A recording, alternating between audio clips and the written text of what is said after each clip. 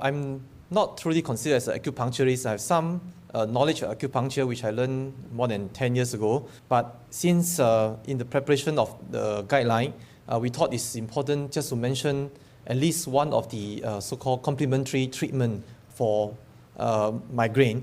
And we decided to use acupuncture as the example. And that form of treatment at least has some evidence-based type of guideline for us from the publications. So I will just touch on the acupuncture in the management of headache disorder. I will not touch on any other form of complementary or alternative therapy. Just a few slides on the terminology on the acupuncture aspect. When we talk about acupuncture, the Chinese word is 针灸. 针 and 灸are actually two different things. So there's moxibustion. But for the English word, we just use acupuncture. And that, I think if you use acupuncture, most people will know that it involves stimulating acupuncture points or other parts of the body using acupuncture needle, dry needle. So usually there must be involvement of the puncturing of the skin like this. So it involves insertion by a trained acupuncturist through any part of the body. But of course, if those of you have training in acupuncture, you know that there are certain body parts has this acupuncture point, even though we can't prove it scientifically. So there are established body of knowledge that indicates the placement of needle based on the meridians and all those acupuncture points. Just remember, there are many types of acupuncture practice. There are Chinese type, the Korean, the Japanese, and they even have the Western acupuncture treatment. So these are the acupuncture points we talk about, as you can see from this diagram.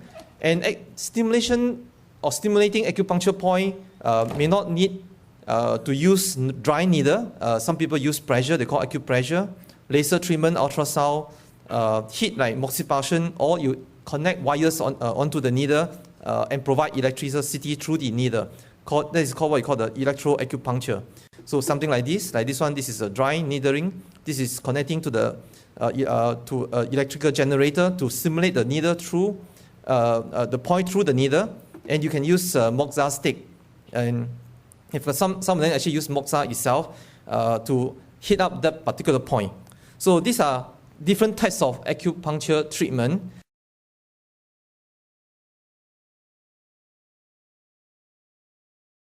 So let's see what happened within the spinal cord. Basically, it induces production of endorphin, endogenous morphine, prevent transmission of pain message within the spinal cord. This may explain how acupuncture works at the spinal cord level. Or when these cells project to the midbrain, similarly, they will actually release a lot of endogenous morphine, and from there, you will modify the pain threshold, and also suppress pain transmission. And ALT also projects to the pituitary and hypothalamus. So it can activate the midbrain and again produce endogenous morphine, or they can release ACTH. From there, you stimulate the adrenal cortex, release cortisol, and it can block inflammation that itself can cause pain. So this may actually explain why acupuncture works in painful condition, not necessary to be in migraine. So these are the possible mechanisms of pain relief in acupuncture. Acupuncture releases neurotransmitter, especially endogenous morphine, and if you use the opioid antagonist like naloxone, it will prevent or suppress the acupuncture and associated analgesic effect. So this is just the scientific part of the acupuncture treatment. So let's talk about the efficacy of acupuncture treatment. And this is the most well-quoted studies, Cochrane data review in 2001. And I think most studies were, or clinical practice guideline were based on this particular study, even though it's not, probably it was quite good at that point in time. So at that time, they want to know whether acupuncture is more effective than no treatment, whether it's more effective than the sham or acupuncture treatment, that means placebo acupuncture, or is it as effective as other intervention used to treat primary or idiopathic headaches, which is migraine and tension headache. So they included randomized or quasi-randomized clinical trials comparing acupuncture with any type of control intervention for the treatment of primary headaches. I'm going to just bring you through the data of using acupuncture for migraine prophylaxis. As you already heard before, when you have headache, you have to be treated fast. There's no way that the patient can go and look for acupuncturists to receive acupuncture.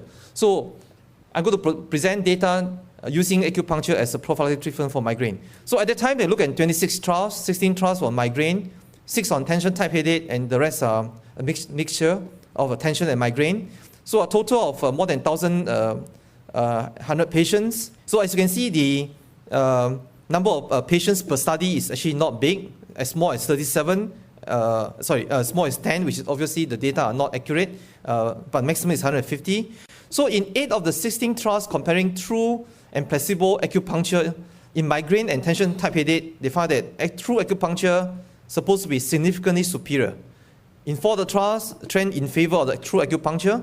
So they, at that point in time, using those evidence, they felt that acupuncture supports the value of acupuncture supports is a good alternative as an alternative migraine prophylactic treatment. As you know, the quality, the number of patients included in studies are not big, and the way they report the pain relief may not be conform to the Western medical standard. So the recommendation at that point in time is also very similar to many of the Cochrane review. They need more studies. But I think all of us need to know, when we make a diagnosis based on the Western medical guidelines, using certain criteria that you have seen to diagnose migraine, tension, headache, that is actually not good enough. Because when the acupuncturists treat patients with migraine, they don't diagnose patient having migraine. I remember 10 years ago when I was sitting for this acupuncture exam, the question, they asked me what was the TCM diagnosis. I look at the description of the symptoms, it's exactly like migraine. But the examiner told us that if you put migraine, you're wrong straight away. So basically that particular diagnosis is a deficiency of qi and blood. So because it's deficiency, so you have to do, when you choose the acupuncture point, you must choose those points that is related to deficiency of qi and blood. So you have to enhance and so on. So you cannot use a Western medical diagnosis and subject them to the same type of acupuncture treatment, because every treatment should be individualized in TCM. So that may explain why when you go through acupuncture literature, you may not find acupuncture as effective as the so-called standard Western medicine. So this is one of the fundamental problem in doing acupuncture research. This is the only slide that I want to show the concept of headache in TCM. I'm not going into the details of it. As you can see, there are many, many factors that can lead to headache. So you treat the problem based on the TCM diagnosis, not based on the Western diagnosis of migraine or tension headache. Okay, so from 2001 to now, there are at least 4 or 5 big randomized controlled clinical trials that have been published, and I will go through about 3 of them. But before that, let me just get you all on the same tune about certain nomenclature used in acupuncture research. For example, real acupuncture, that means that it's a needling intervention intended to have a specific therapeutic effect. This is what we know. It means that using real acupuncture at the appropriate acupuncture point. Whereas for placebo, it's an intervention that is known to have no specific therapeutic effect.